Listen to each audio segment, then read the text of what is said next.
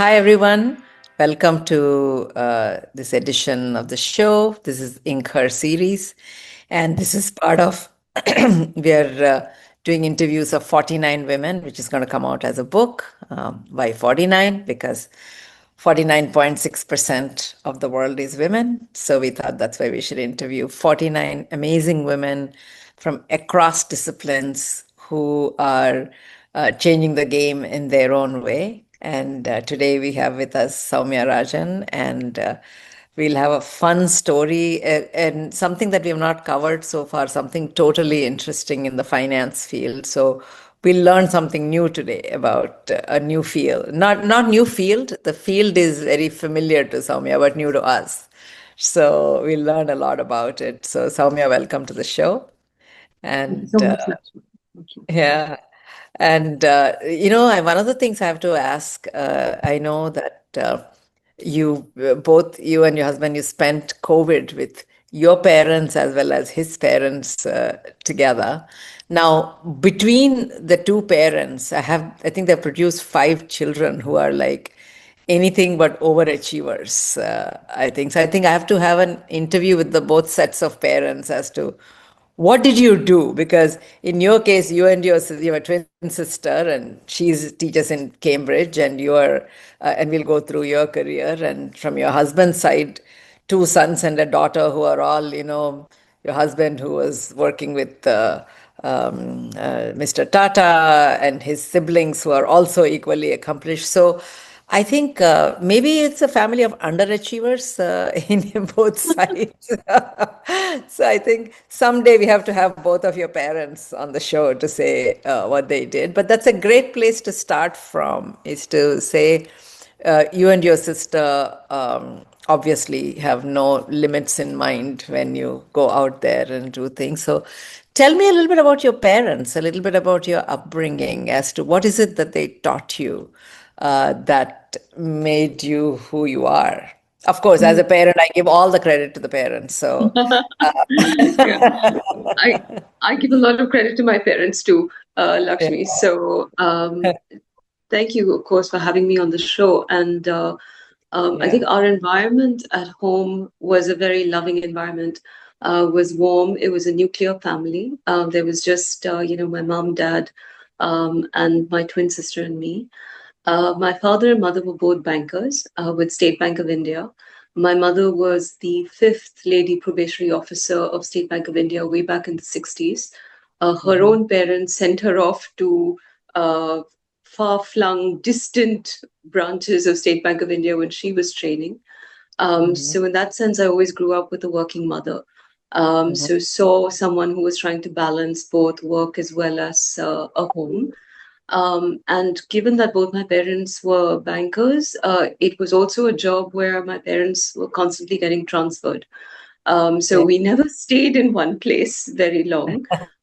So it was always at best Did 3 years. they manage to stay together? Did they manage to get postings at the same So, place? so what was interesting is that my mother had to leave the bank when my dad was posted to New York. Mhm, And this was in the mid 70s because State Bank, while they encouraged people to move and try to help both the partners, they had a rule also that the husband and wife couldn't work in the same branch. And at that mhm, time, New York only had one branch. So my mother gave up her job with State Bank, but then went on to actually do a part-time role with the school at that time. So in mhm. that sense, she still continued to work. But for us as kids, we she left after we did. We went to school and was back home before we came back. So we really never really knew. Yeah. But I think for us, what was really nice was just the fact that what we learned at home was just having the importance of education, the fact that if you were educated well, and my parents actually in New York put us in a private school, which was much more expensive than public schools because they said this is the one thing that they can give as a gift to their children, which was a good education. to the extent that they also took us to universities in the US. So we kind of visited Harvard and Yale and Princeton. And just to say that, if How you old were you study then? hard, we were nine, Lakshmi, and we were seeing You're all really these planning universities. ahead. And we were seeing these universities and saying, if you study hard, then you can actually aspire to be in these institutions. And I think from the very early stages, it was about just encouraging the education piece. And because we went to the UN school in New York, Mm, we were the only Indian children there in our class. So if there were 23 kids, there was 23 different nationalities. We would say our yeah. name, Soumya Iyer from India. And so there was a sense of, your identity also as an Indian, and to really um, not miss a single day of school. That was the way school was for us. And Mhm. then it was just, as I said, very loving environment, and one where we were never made to feel that we couldn't do anything, that the world was literally at our feet, and it was for us to Mhm. really imagine what we could and should do. Yeah, I think it's very interesting in all our interviews when you talk to the women who are very accomplished. They all had this one common thing of at home. I'm so sorry. They were always told there's no difference between a boy and a girl at home. Like it just sort of, I mean, in your case, you're two girls. In my case, also, we were three girls. But still, it was like you were never compared to anybody else. Like you can do what you want to do.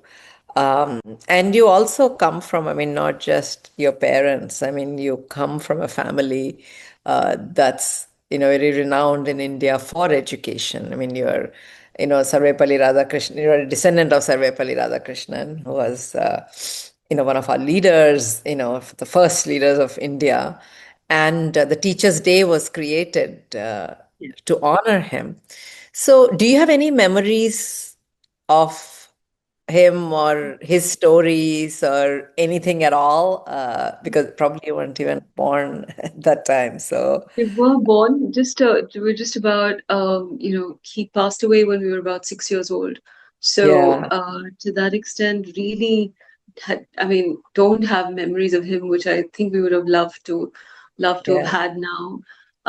But I certainly remember, stories that my mother would talk about, specifically about the time that she spent when he was just elected as president, and how the entire family got together for the swearing in, and how yeah, beautiful Rashtrapati Bhavan was, and the yeah. summers that she would spend there.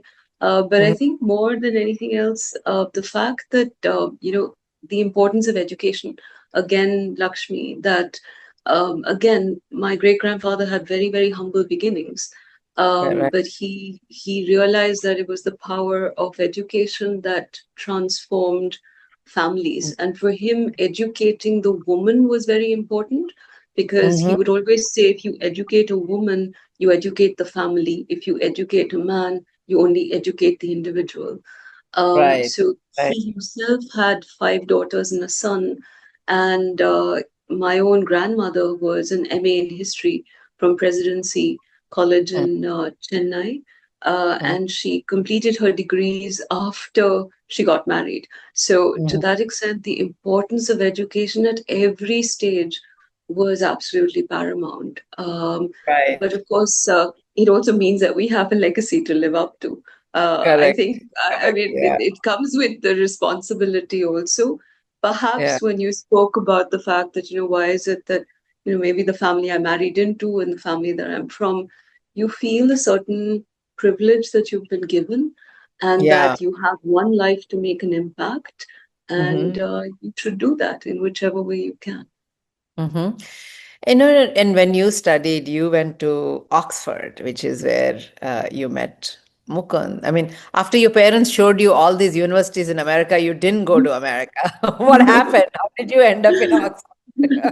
So yeah, that's a very interesting story as well, because and it was actually for a very practical reason, actually, Lakshmi, because I finished my undergraduate degree from St. Stephen's in Delhi. Uh-huh. and read mathematics there. The Mhm. US universities needed you to complete 4 years of Oh, undergrad yes, correct, before you correct. went to a graduate program. The UK didn't need that. Uh, Ah, so, okay. so You it didn't was, want to and spend that extra year. no, and not to start a postgrad here in India and then switch. So Yeah. it was actually like we said, oh, all right, let's both apply Mhm. to the UK universities. If for whatever reason we don't get in, then we can always apply to the US or even do maybe a post grad any degrees that we want to do after that in the US. So we Mhm. actually, my sister and I didn't want to cut out each other's chances for a scholarship. Uh, So we decided that she would apply to Cambridge and I would apply to Oxford.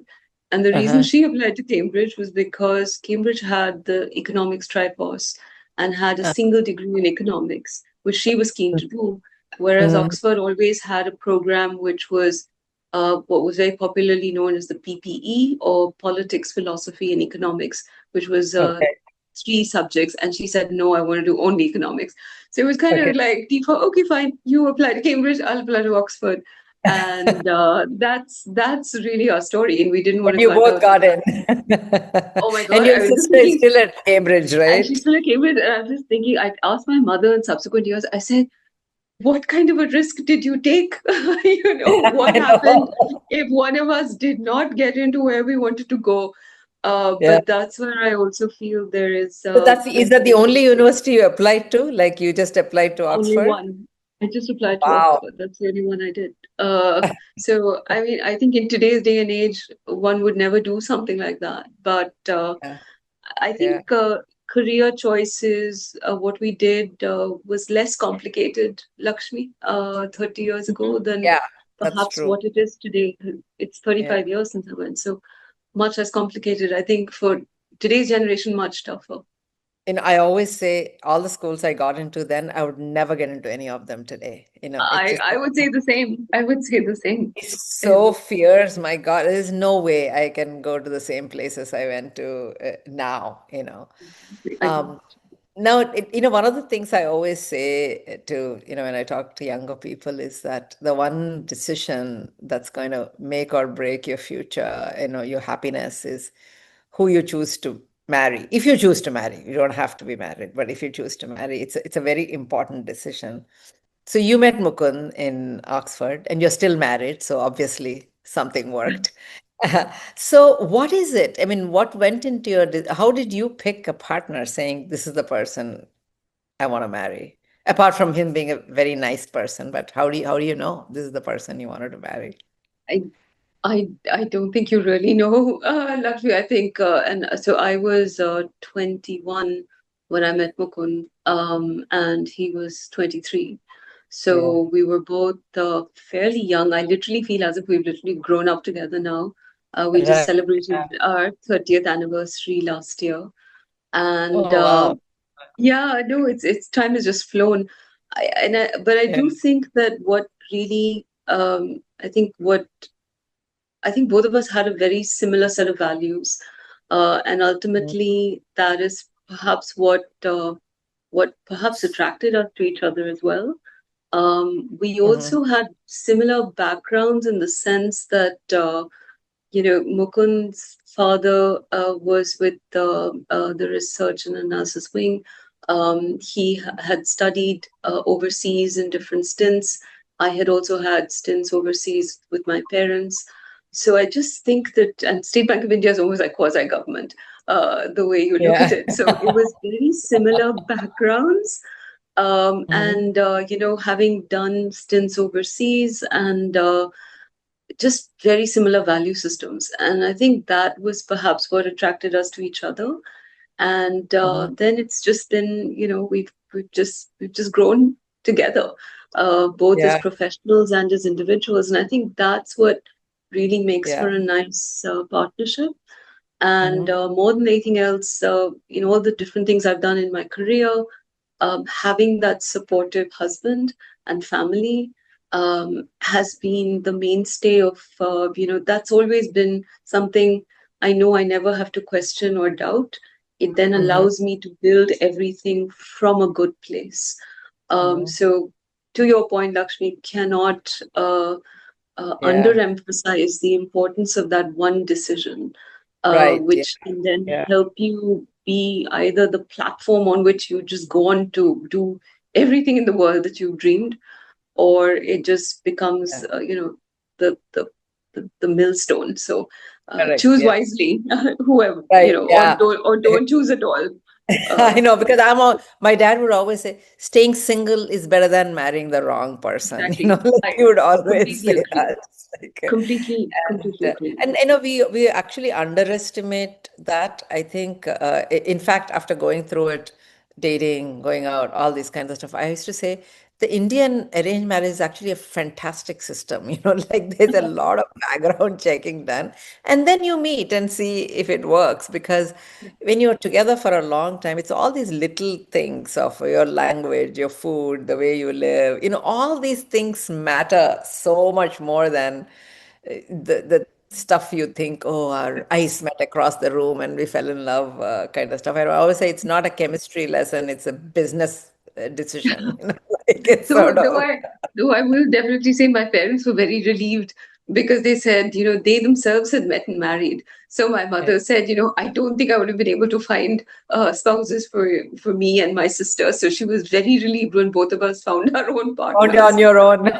on our own. Yes, And so much. also the choices that we make and what we become also depends on that. So Mukund went to, work for Mr. Tata, and he was very entrenched in the Bombay house, etc. You, on the other hand, you grew, faster than anybody else in your organization with Greenlays, and later you traveled and you worked internationally. You had a lot of opportunities to do international, and you grew very, very fast. And you went to Singapore, you could have gone to other places, and you had a choice to make, whether you would go internationally or come back. I mean, what was that decision like? What are all the things that went into it? So that was actually a moment where I did really have to do some deep soul searching, and perhaps it even tested our marriage as well, to Yeah. that extent. So this was in the I was just 2003. I was 33 at that time, Hmm. Lakshmi, and had the opportunity to meet the group chief executive of Standard Chartered, a gentleman called Mervyn Davis, who extremely inspiring in terms of the leadership in the bank. He happened to be visiting Mumbai. I was the branch manager at that time in consumer banking of a fairly well-known branch in Bombay, which was in Breach Candy. It was the flagship branch of Stanchart Grindays then.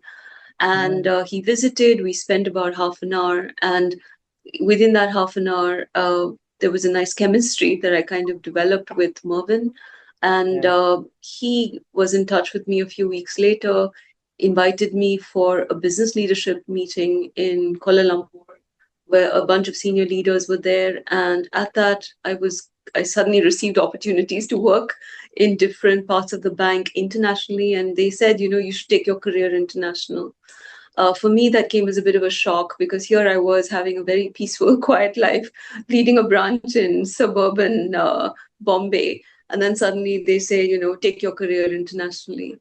But I am someone who is a bit of a risk taker. I like to move out of my comfort zone. Hmm. And here I had people telling me that you wouldn't be a complete banker unless you did a stint in credit or risk. And I looked at this opportunity and I looked at, sat with Mukund and I said, Mukund, I don't think I'm going to get this opportunity ever again. And he, of course, was sitting and working with Mr. Tata at that time, couldn't leave Bombay House and Bombay. And then we took a conscious decision that I would go to Singapore. Um, Hmm. and we also kind of rationalized it in our mind. It's close enough. It's not far Close away. enough. Yeah, it's just a 5 hour flight. It's not going to be that bad.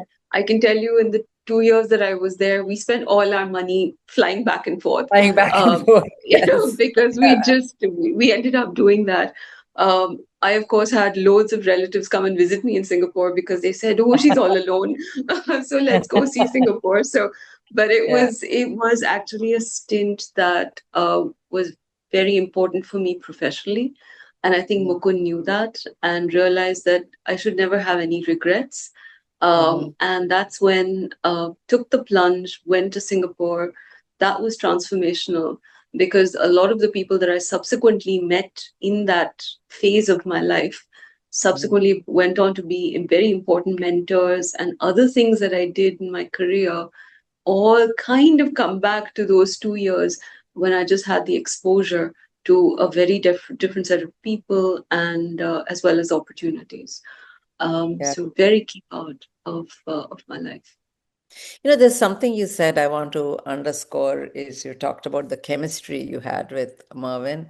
I think Yeah. mentors, finding the right mentor and having that chemistry, like someone sees in you much bigger than what you see in yourself. I think it's very lucky. It doesn't happen to everyone, you know. No, yeah. And it's I really, really lucky you had that someone of that stature, that talent, um, saw that talent in you because I you yourself may not have applied to that job in credit. And No, I so agree, Lakshmi, and I think this is where I almost feel as if my life is full of these serendipitous moments. Whether it was my chance meeting with Mervyn, which then transformed my life, my career, fast tracked my career, or even meeting someone like Mukund when in imagine Oxford. if your sister went to Oxford, you went to Cambridge, you wouldn't have met him. I wouldn't have met exactly. So the thing is, those choices, which if you Yeah. feel almost you're being led by a divine hand of fate, Hmm. which is kind of leaning, making you head in a particular path. But I think I always am also a believer that ultimately whatever happens is for your highest good. Yes. So Yeah. if you have that also at the back of your mind, that even if things are not going the way you want it to, and of course there is always disappointment, it's not always that everything is rosy. Right. But at least I found rationalizing it in my mind to say, okay, even though I may want this, it may not be for my highest good. And Correct. therefore, there is something else waiting for me. And that kind of propels you forward as well. But No, that did having happen. When you finished your stint in Singapore, you could have gone internationally, and you it could made a have, decision to come back to India because it was a personal decision to be yeah, one because Mukund didn't leave, couldn't leave. couldn't be, yeah. Yeah, No, or chose not to. Whatever it's like working for someone like Mr. Tata is not like everyday opportunity for everyone either. And he exactly. was the brand custodian for the Tatas. I mean, it's a very big responsibility. So, Exactly. And I don't think either of us wanted to put the other person in a situation where we were asking them to compromise on their career because mhm, of something that was happening to us. And I think that's where, even in terms of the partnership, Lakshmi, or marriage, it's about mutual respect for the other mhm, individual as well, their own career aspirations, their own ambitions. mhm. And I think that's what's also very important in any relationship that you have, not just Yeah, marriage, but any other. It's got to at be work, based on mutual. everywhere. Yeah. And it's interesting because, it led to another career for you, which you probably didn't plan when you started your banking career, which is what you're doing now. I know you're coming back to India, meeting people, etc. So you're in a very rare profession of wealth management, really working closely with those who have these amazing resources at their disposal to advise them on how to, whether it's invest that or give that or whatever. So tell me a little bit about the profession and how you got into it.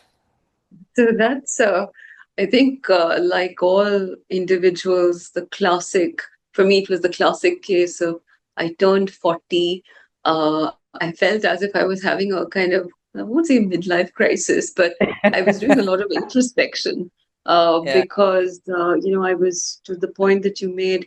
post the Singapore stint, things happened very quickly for me in the bank. And by the age of 38, I was leading the private bank for Stan Chart in India. And most people would get that job towards the time they were 50. And I was about Or they almost retire 12. or something, like one of the last Yeah, stints you the retire. last thing. Whereas Yeah. I suddenly found myself at 38 leading the private bank here in India. Hmm. And I also did see at that time, because I took over the job in 2008, that was the time of the global financial crisis. So Hmm. you also had a lot of noise and a lot of articles that you were reading, news, which was all around the how there was a lot of client anger, investor anger about how money was being managed overseas. And because there were misaligned incentives, essentially, in Hmm. how advice was given.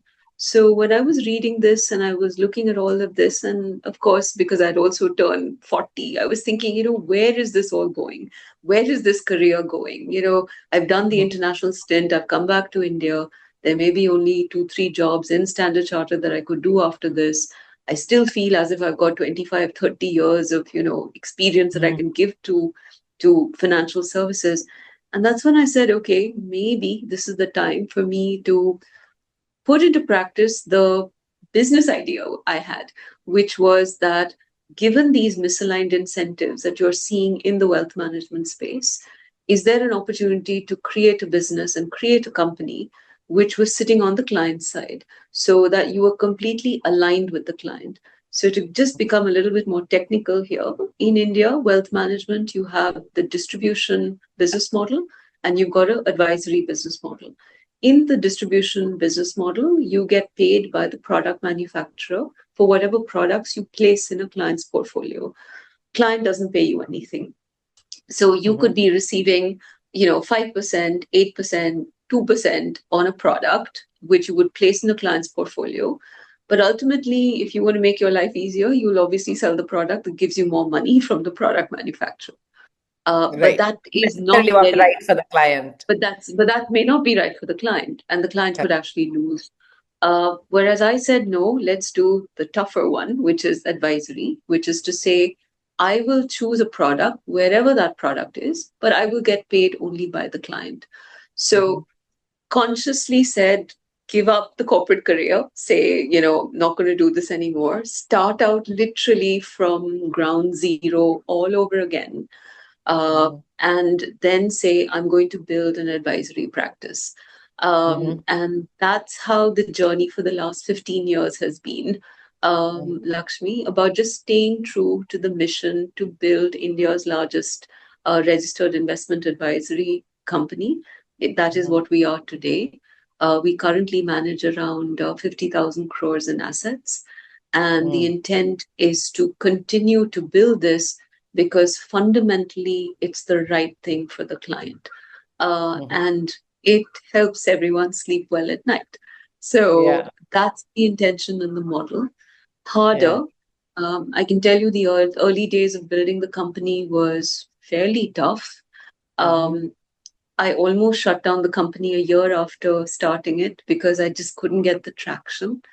Hmm. And more than that, when you move out of a corporate career, you lose your identity at one level because you associate your identity with the company, or you keep thinking that is your identity.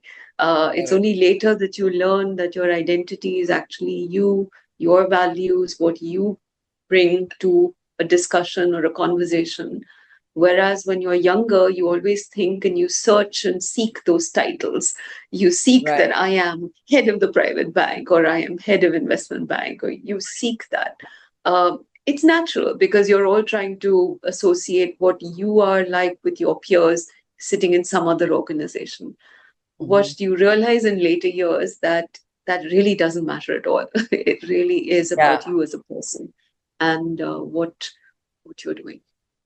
And also the banking job at that level when you're leading, it's a very luxurious life, right? In terms of whether it's the money or the apartments or the Yeah. access or the travel or whatever it is. It's just over the top in a lot of ways. And to give that up and say, okay, I'm going to start from scratch. I mean, of course, we all have the privilege of not ever having to worry about putting food on the table, because you will get rice and dal anywhere in the world. And you have enough to give yourself rice and dal for the rest of your life. So, it's a, it's a luxury to pursue something new, to pursue a personal interest or whatever. It's truly a luxury. And when you went into the wealth management, that today the biggest discrepancy is between the haves and have-nots in this world. Like, it used to be like it was 80-20 rule, like 20% of the people controlled 80%. Now it's like I don't know, 5-95 rule, maybe like 5% of the people control 95%. And definitely, uh, if you think about, businesses are the new economies, the top 10, I think something like the top 10 businesses are combined is bigger than the GDP of the bottom 50% of the countries or something. I mean, it's just the way the numbers are skewed is actually mind boggling. And you're in the field to, working with that class of people. What do you see there?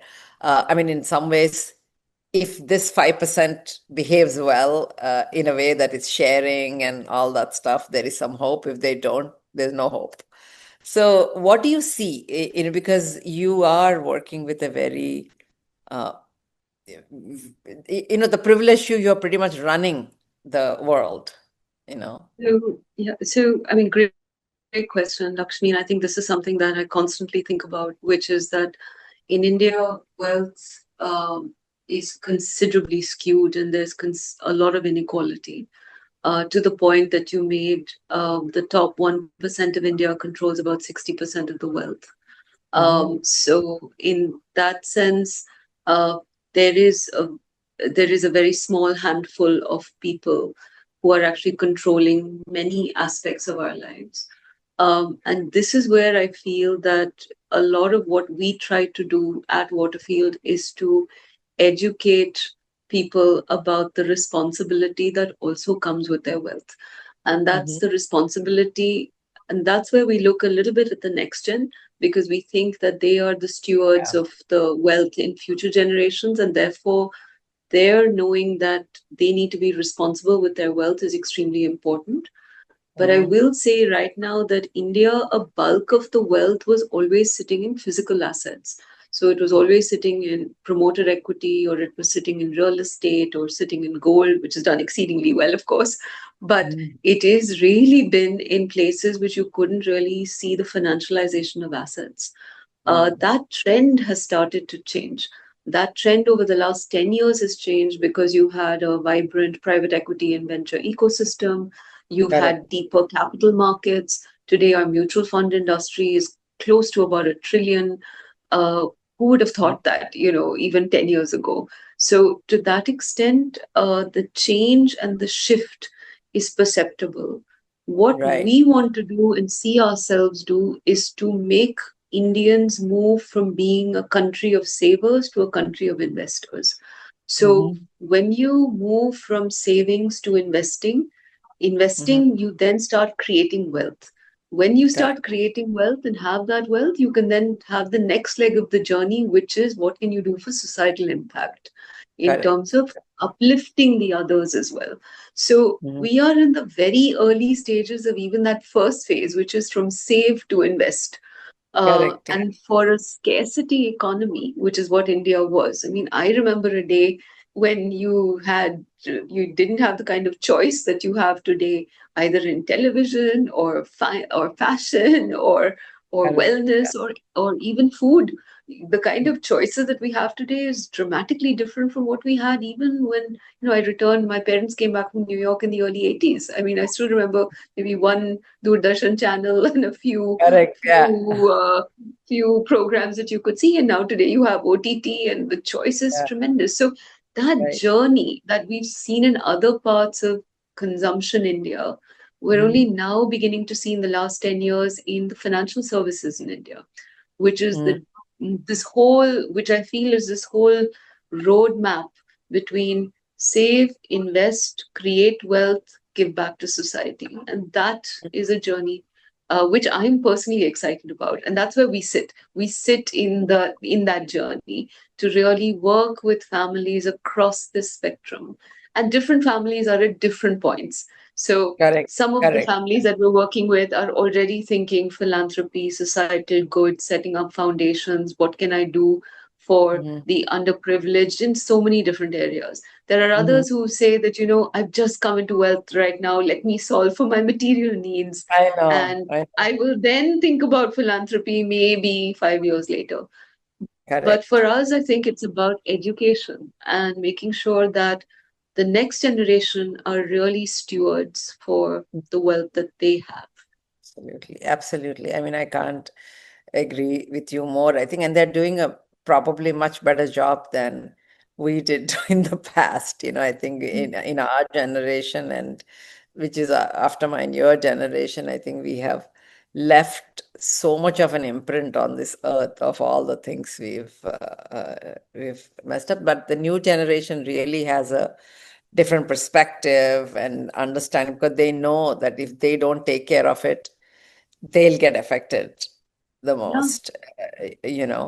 Having said that, there's something very interesting I learned from, it's like your wealthy people are now want you to train their next gen. But there's Mm. actually, which I didn't realize, that in India, women didn't have the legal right to their parents' ancestral property.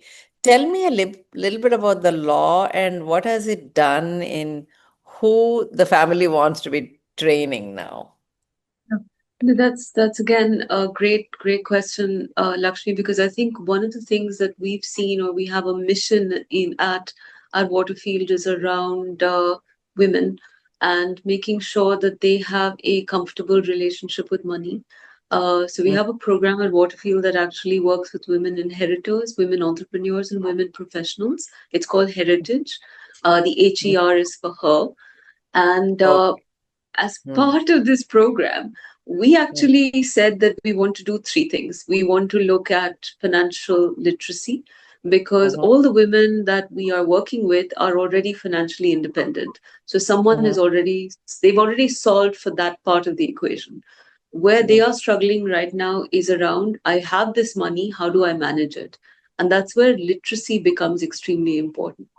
mhm, Uh, the second pillar is around wealth with a purpose, because we think that most women are actually very goal oriented when it comes to their investments. They're thinking mhm, about money for their business or for their children's education or for their retirement or for setting up a foundation mhm, or for just looking after their elderly parents. They're always keeping aside the money for something. So mhm, so there's an outcome for that money.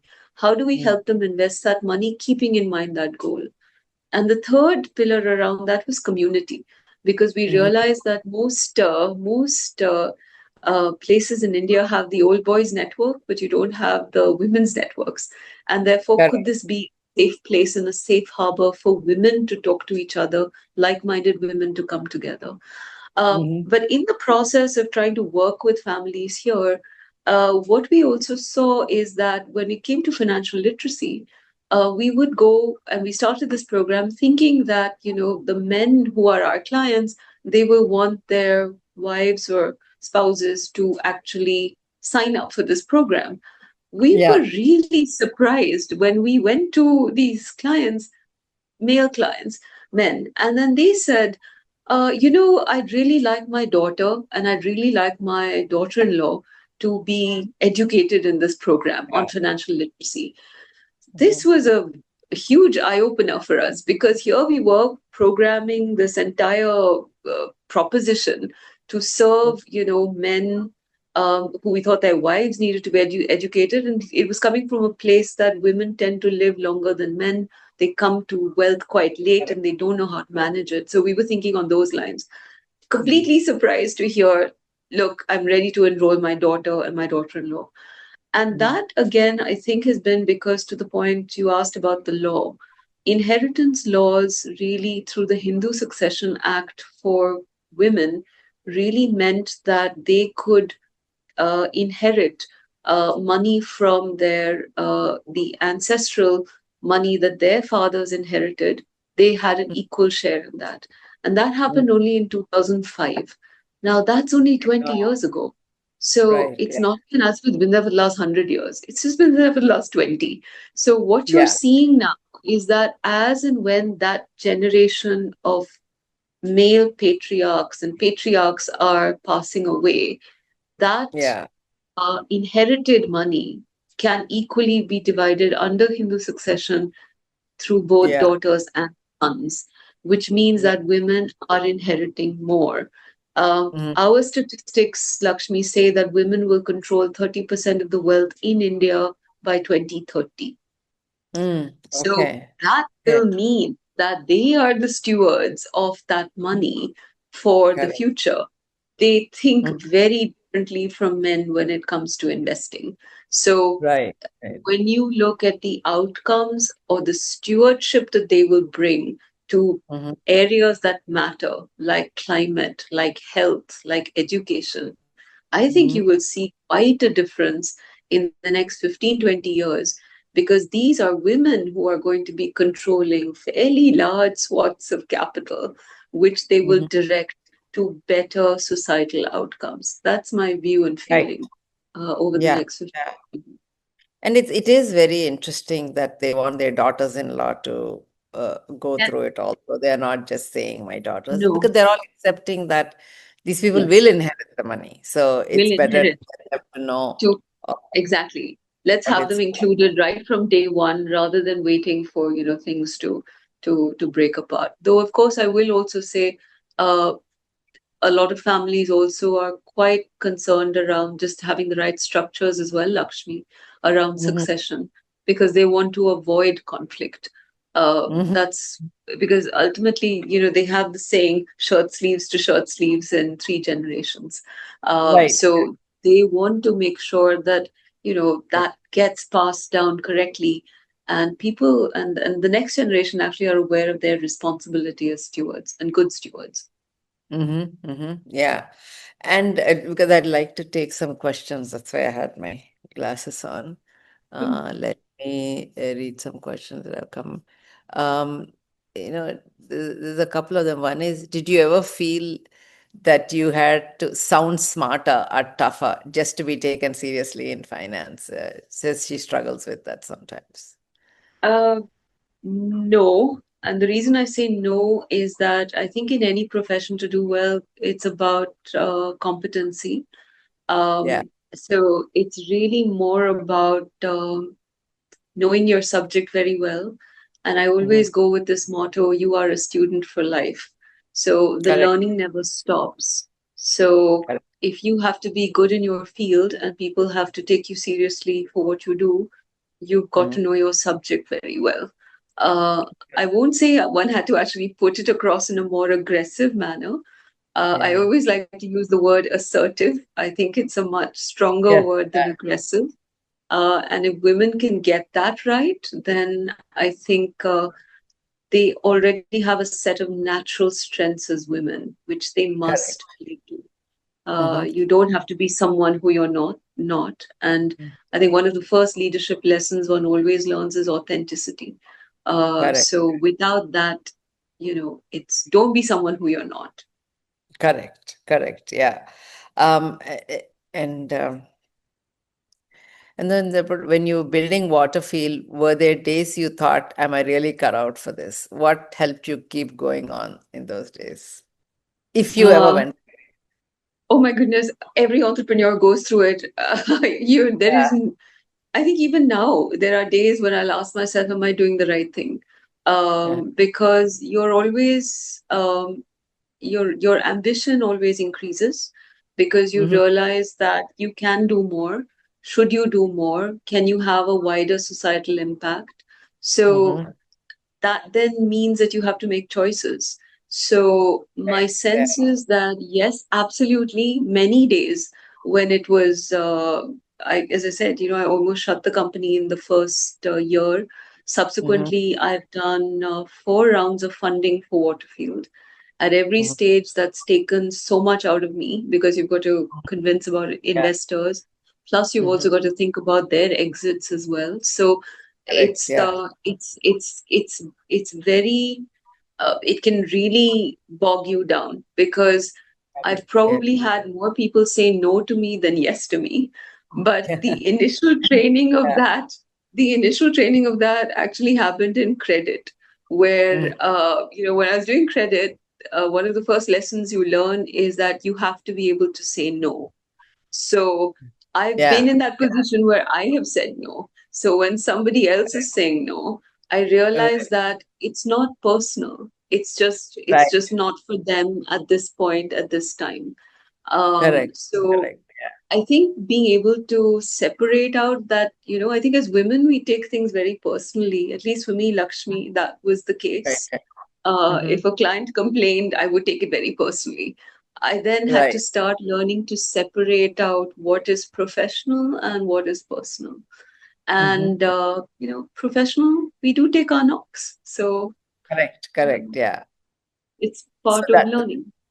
yeah, yeah. And another one is I notice many women, including me, delay asking questions about money because we don't want to look ignorant. How did you overcome that hesitation? And perhaps how does everybody else overcome that either?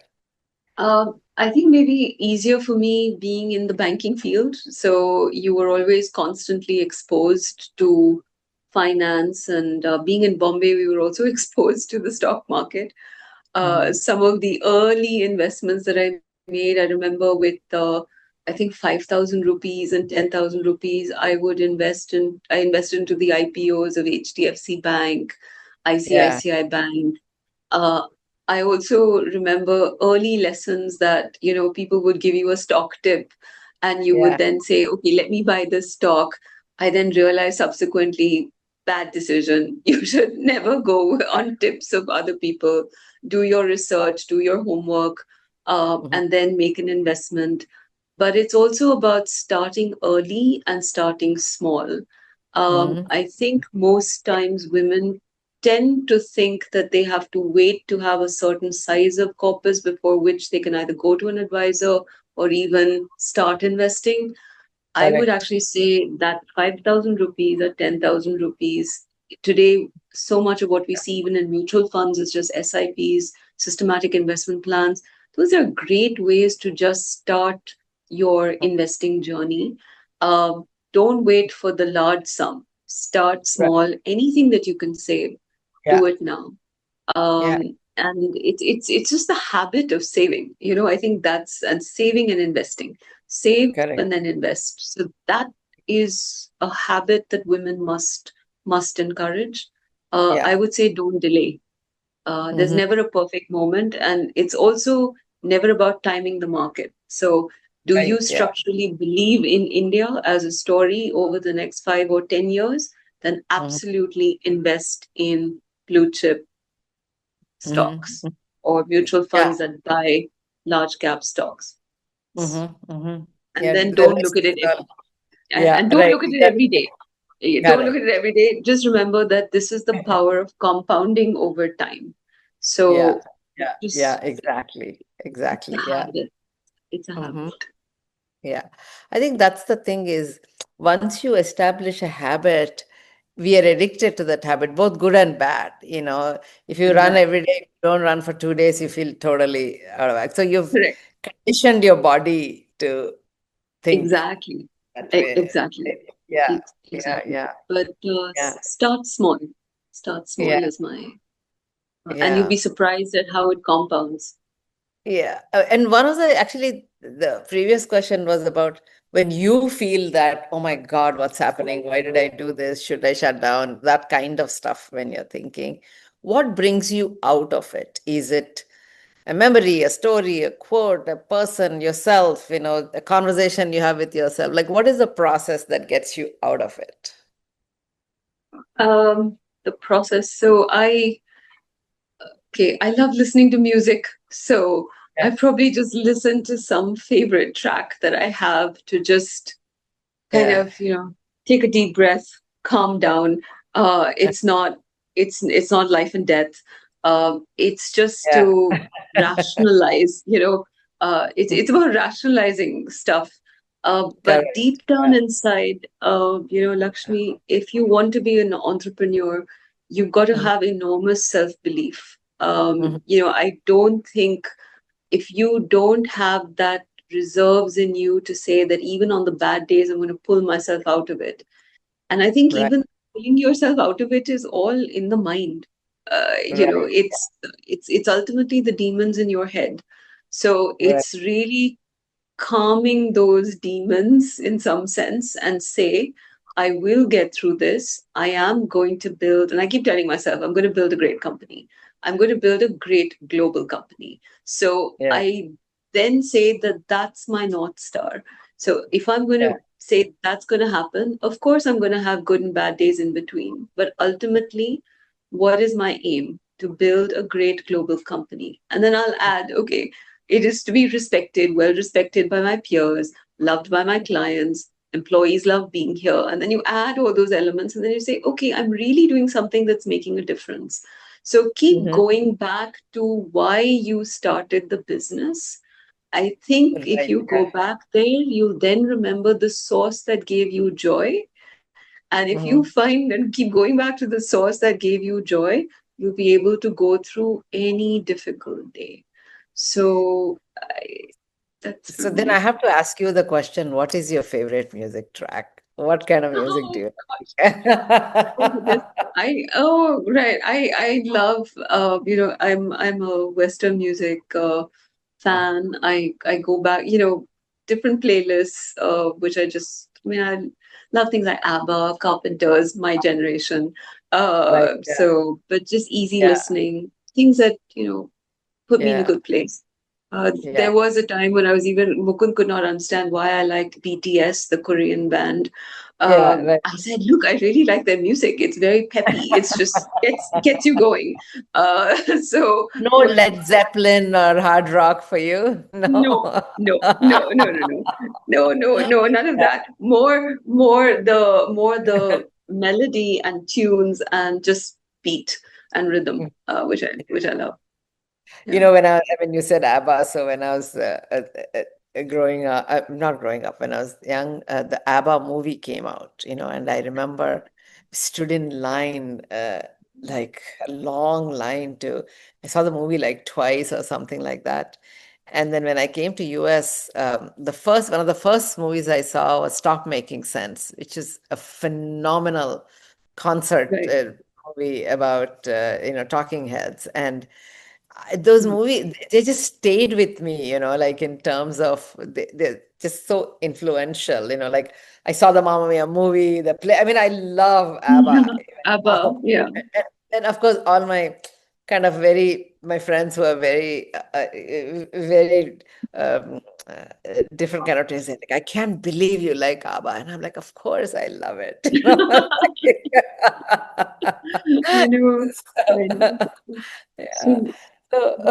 So, I want you to tell us, as we wrap up, I want you to tell me the story of, I mean, you said something very interesting about one of the wealthy clients you have, um, how they reveal to their children how yeah. wealthy they. So tell me that story, because, stories like that give me hope that there are a lot of wealthy people who are thinking the right way, you know. No, and I think that's perhaps for parents, that's probably one of their biggest challenges when they do have wealth, is how do they make sure that their next generation is responsible about that wealth.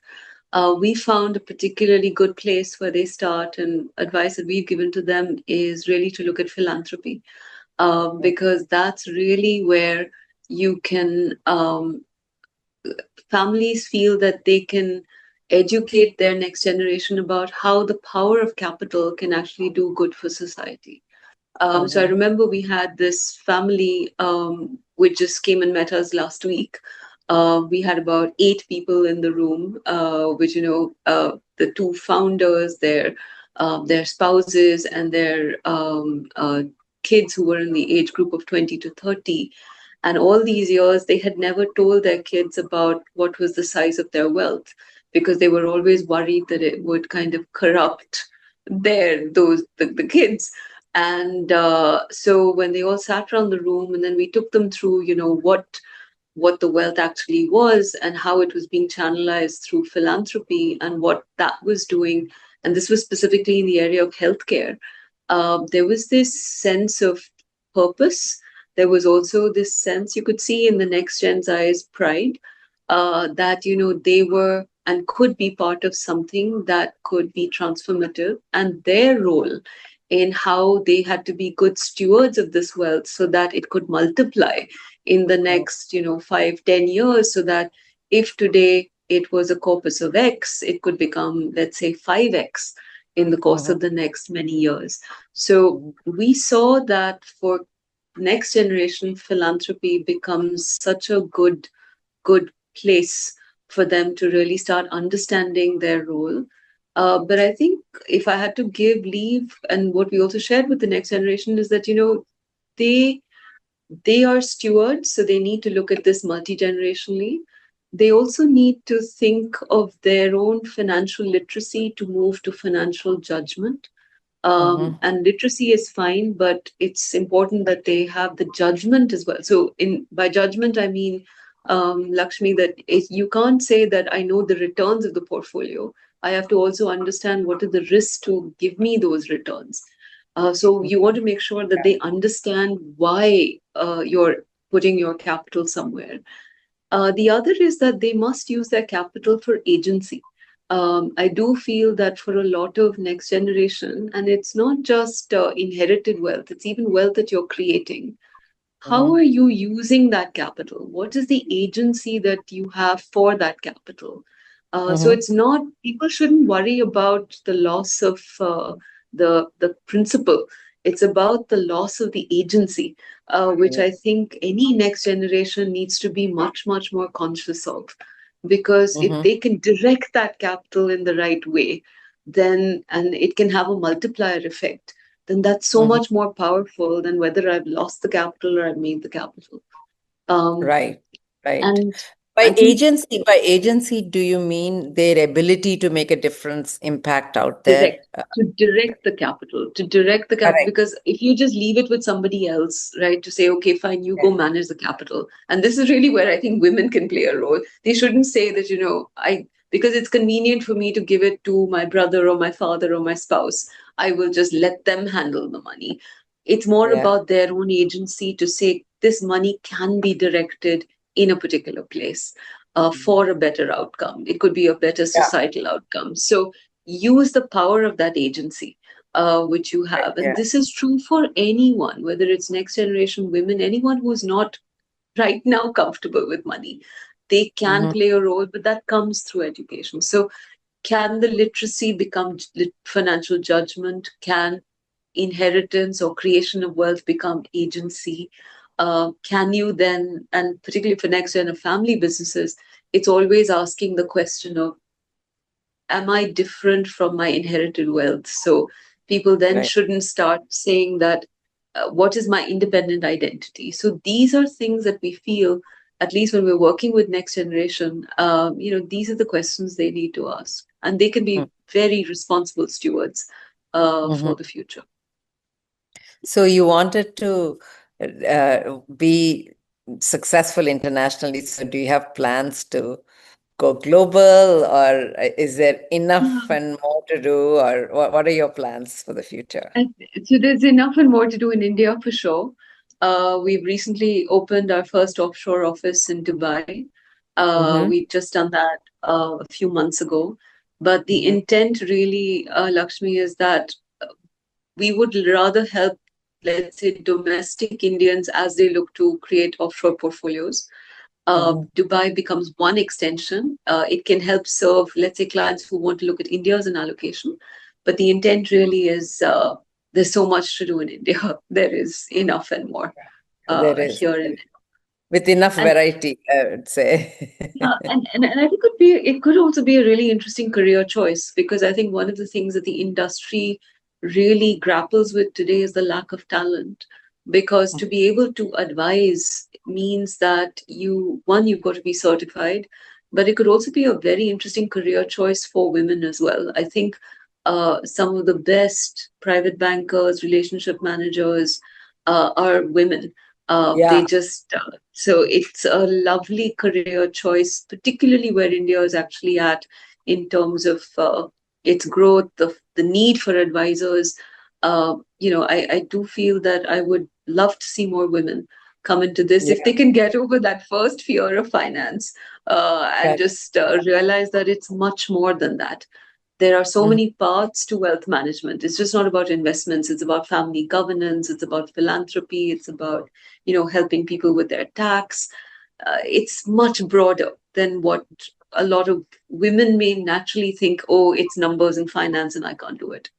Correct, correct. Yeah. No, that's great. It's really great. I think it does, to me, uh, I feel more hopeful than hopeless in terms of the wealth. Again, this 1% controlling 60% of wealth or whatever. So I hope, there's a responsibility that lies in that 1%. And if you're there stewarding and them and directing them, I'm sure at least some of them who you're directing will do the right thing.